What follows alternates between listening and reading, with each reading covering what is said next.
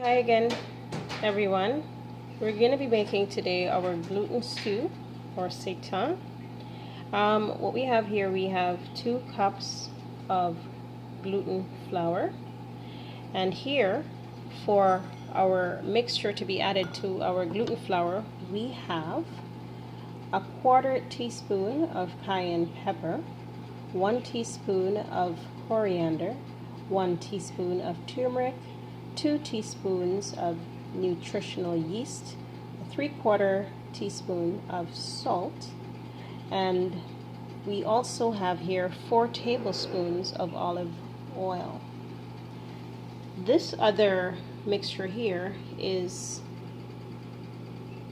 1/2 teaspoon of cayenne pepper, 2 tablespoons of onion powder, 2 cloves of garlic, which is in the pot, and this is going to be for our broth, by the way. We have 1 teaspoon of oregano, that's ground oregano, 1 teaspoon coriander, and also in our pot is 3.5 liters of water, along with a whole onion that has been cut in half, and 2 cloves of garlic, and 4 pimento seeds or 4 cloves, whichever you choose. This mixture here that has the nutritional yeast, I'm going to be combining this mixture with my 2 cups of gluten flour, and then I'm going to be combining the oil, and I will come back to you once I've done that. So I've combined all of those spices into my gluten flour, and now I'm going to be adding in my 4 tablespoons of olive oil.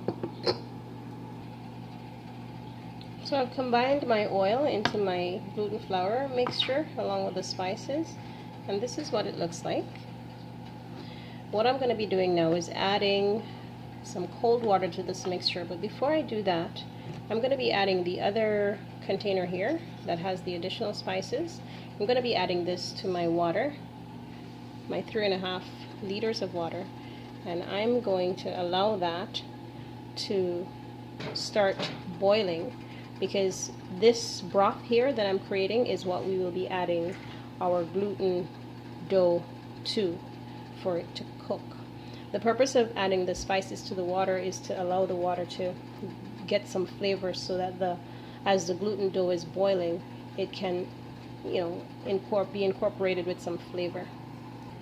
So what I'll be doing now, I'll be adding approximately 1 cup of very cold water to my mixture here. You see these little balls? That is the oil that has been mixed up with the gluten flour. Okay, it doesn't matter if it's like that. Once you've incorporated into your water, everything will even out. A special point to note here is that when you add your cold water, you want to work very quickly, because the dough forms almost instantly. Once the gluten flour is in contact with water, it starts to form a very tight dough, and you must work very quickly in order that you do not under mix the dough or underknead it. So make sure everything is ready before you add your water to the dough, and you're going to add all of your 1 cup of water at once. If you've added a cup of water and you do realize that you need a little bit more, you could add a little bit extra, maybe a few teaspoons or a few tablespoons, just to give you some further progress to help to knead the dough. I want to show you our water here, or broth, that's boiling. You want it to get to a rolling boil just like this before you add your gluten dough. All of that stuff on the top, I guess, is all the spices that are bubbling over. I'm just going to stir that a bit. So I've stirred my broth, and I'm going to go ahead and now add my water to my dough. So as I was explaining to you earlier, you might need a little bit more water. Here I did add an extra 1/2 cup of water to this mixture, and this is now what my dough looks like. You will see that it's nice and even. There aren't any hard sticky pieces in the dough, and that usually looks like darker in color. You don't see that in here, so this is a very good dough ball that we have. So all I'm going to do now here is cut little strips, about maybe 1/2 inch strip each, and I'm going to go ahead and add each strip to my boiling broth. So as you can see here, I've cut small strips of about 1/2 inch strip each of my gluten dough, and this is what I'll be putting into the broth. I'm also going to be cutting some larger pieces, which I'll be using for a gluten steak. The good thing about these this gluten dough is that after it has been cooked in the broth and you have drained it, you can freeze it and you can utilize it in any dish that you choose. You could stir fry it, you could stew it, you could do anything pretty much. It's just like meat. So this is a lot of gluten dough that I've prepared. So today I'm going to be cooking a steak, a gluten steak, and what I'll be doing is freezing these smaller strips for another meal. So I'm about halfway through cutting up my gluten dough. This is what the steak will look like. I've just kind of cut it on the broad side of the dough, while these little strips I've just cut randomly into small chunks. So ideally I should have been putting these in the pot as soon as I cut them up, but I just really wanted to show you what it looked like. So I'm just going to go ahead right now and put these in the broth for it to start boiling. So I'm going to allow it to boil uncovered for about 40 minutes. So our gluten burger has been boiling for approximately 20 minutes, and I just stirred it just to show you, give you an idea of what it looks like. Okay, so we're going to continue boiling for an approximately another 20 minutes or so. Okay, so our gluten has finished cooking in our broth. So what I'm going to do now, I'm going to be browning the steak, and I'm going to be freezing the smaller portions.